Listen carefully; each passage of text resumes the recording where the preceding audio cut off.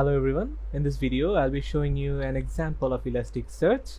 So I have used Django in the backend as well as Elasticsearch and Nuxt.js in the front end. So I have a simple model called product. So we have actually 600 products and all of these products are saved in Elasticsearch index products. So as you can see, we have 600. So this is the front end. If we try to search, for example, rice, we are getting the results very quickly, and we have pagination. So if I inspect the network tab,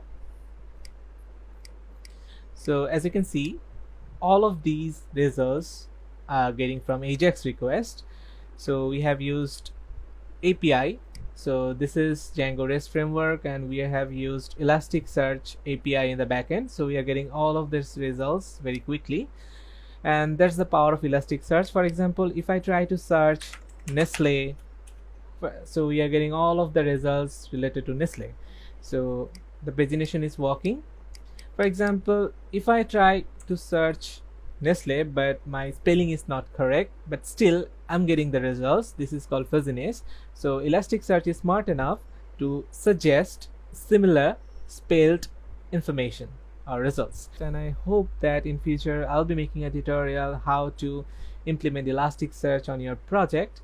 So we can use Elasticsearch for any kind of search engine. So I've also tested Django diagram search, which is another thing we can use. So it's a feature of Postgres, basically PostgreSQL diagram search, but the problem with that thing is that it's very slow.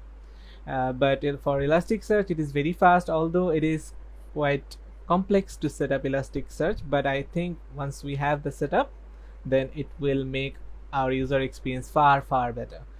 So anyway, I'm finishing this video. Thank you so much.